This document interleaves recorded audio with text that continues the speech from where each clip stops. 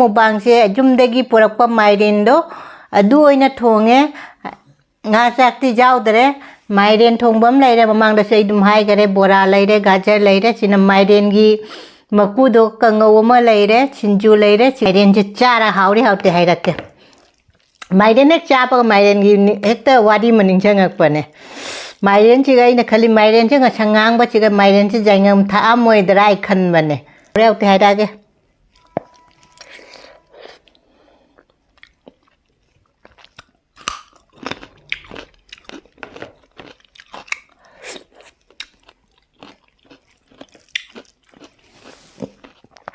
Hawe mairen che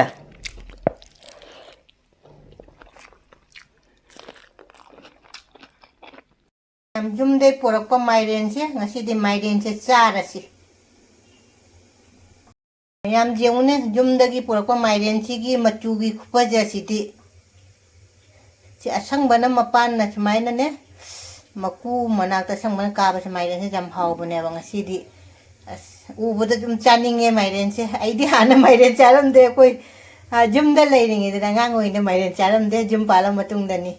chai che koi ne boi mairen jam pamame tum chaba de heire uji mairen chaba pame ein dum pame dun mairen che khai bedana che khai ba mairen che aidi lupa kuntha tani ko churam chawu mairen che ga pidei do kokpo loire sema ge mairen che kokpo da che haidi maku ko do kaino tawre ba mayamna haini ko mairen maku chi bu hunje khara loire ana asigi hinjang ama ngasi di thonga ge mairen che aina tangkhai mne ba ipuroi badi moi jam pam de chara so machi de khatang cha ne ai thon ta ni cha de se amoi gi hinjang atopum thongbi de bane tangkhai ma di le hore asen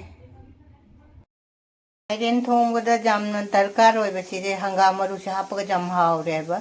aina che tejpata na kopi morok ki su kanji khara ta horage aduga ujikte gona mayang ba leite ba mayang ba hapa de men haw bane mayang ba se aina maru lo bo do kok phai loi karam me haw go da haw dera dikhang de hundi hunjal le ba ina ne ren jai cooker de siti ma kam thoe chok tok sal lage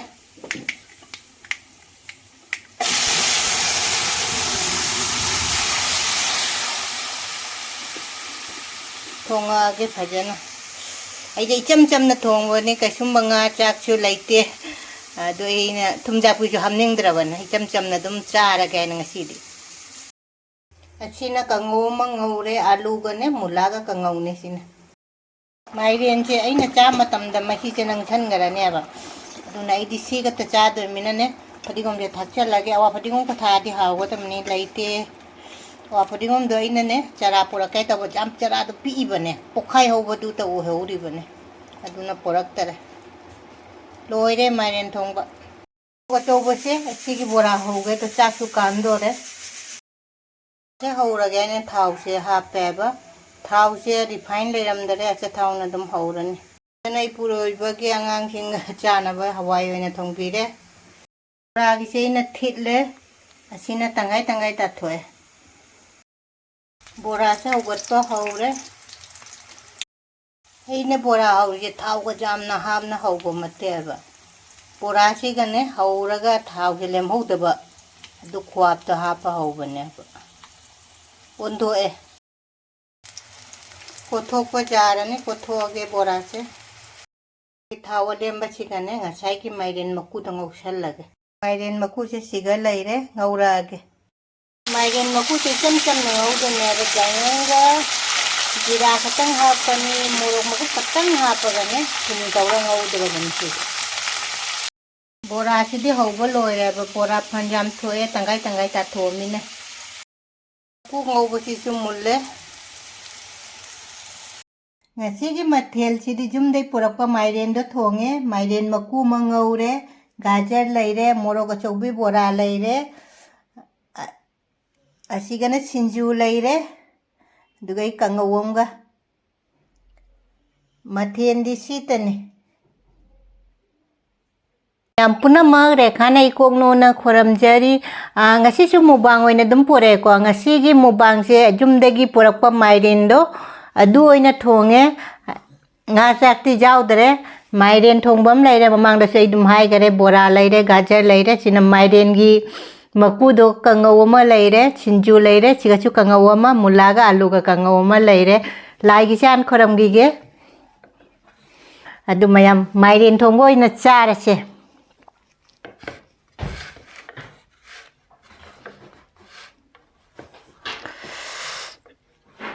Chit jam haude mi koko chutum mi chona kanda Miren thongbo ina chara se Miren thongba chiga miren maku chichu hapake ko mayam kana miren maku ngauraga chaba jauraba haibiramu ko charaba haibiramu hai me ai se mayam aigi wahaida choiga chungak pi gani aina ninge se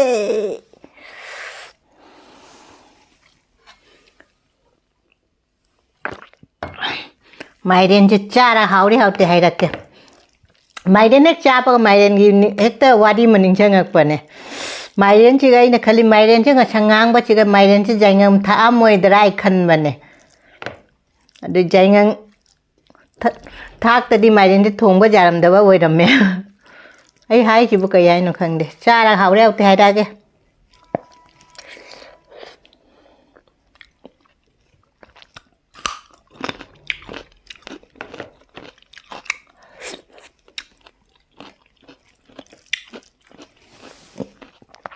Hawe Miren chưa?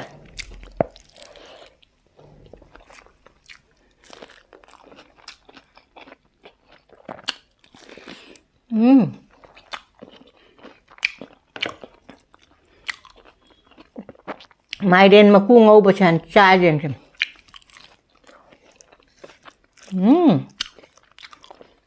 Chứ gì mà hòm nè.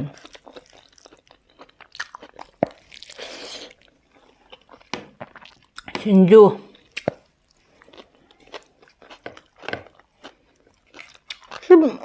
Sige plece, tok hekta nuomba.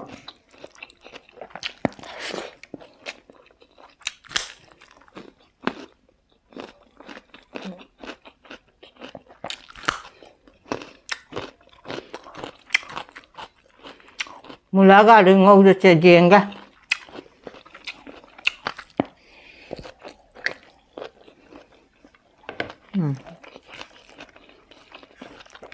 Situ nama.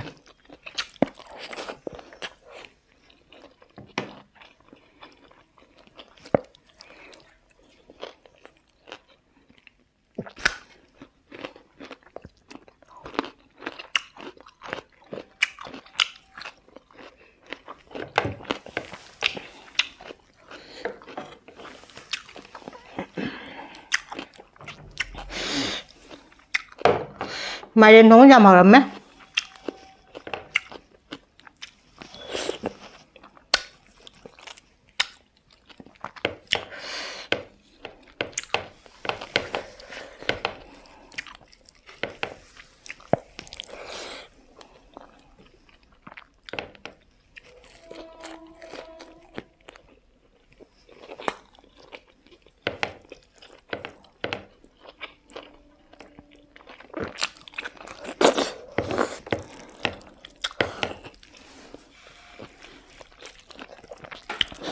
Cũng chỉ nó còn chát pi lên.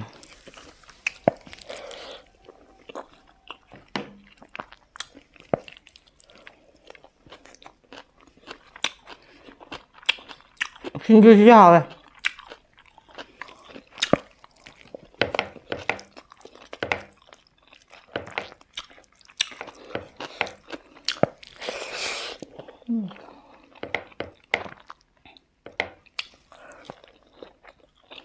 Miren mà cũng sẽ uy nằm nào rồi.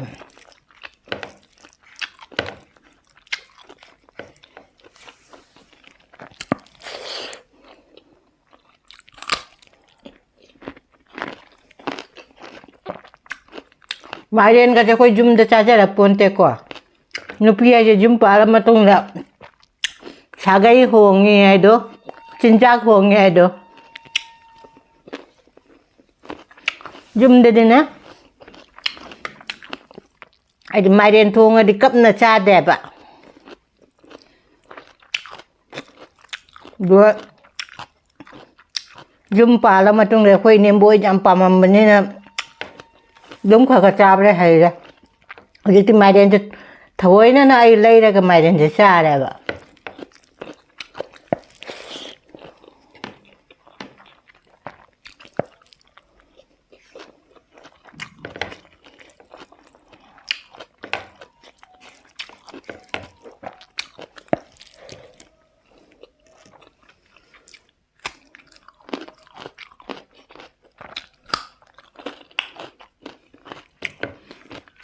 가래도 안 틈마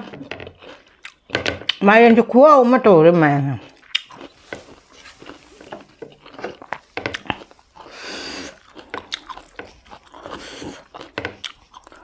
지금 마이는 좀 하고 할래 봐 마이는 저 그 자기는 자 manipuri songi su maiden ram hawre hane hawram bani manipuri songi su delhi de phangi maiden cha hawte adi magu kupte ba maiden do amumu hawbo dum phangne e amumu cha ba anambada di jamna hawande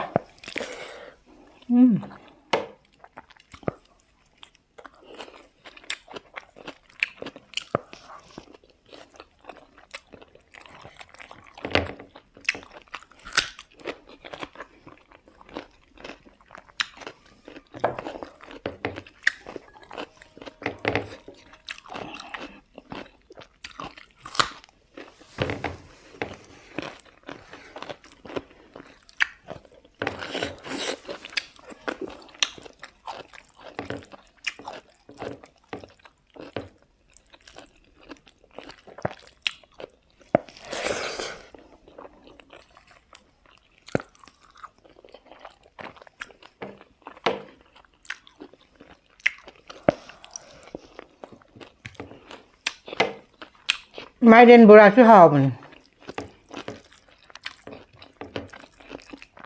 ko morok bora hawis maina lupa lupa hawen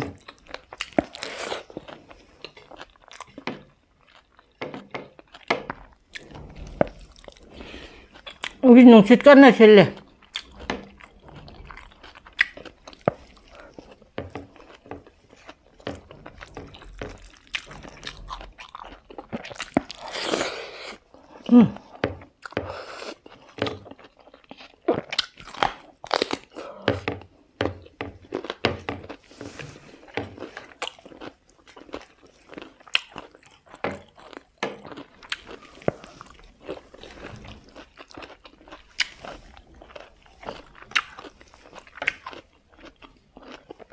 마이렌 지가 좀 다 꼰대 거 짬짬 통은 거 구워 엄마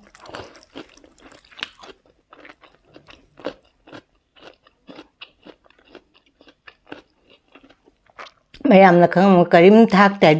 nga chak thak na thong ba mate ba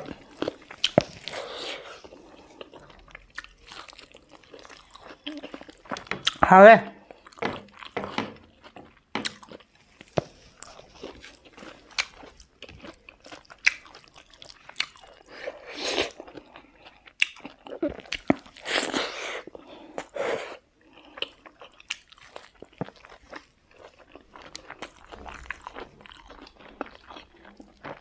bora sudah mau ramai kuila sumber sada bana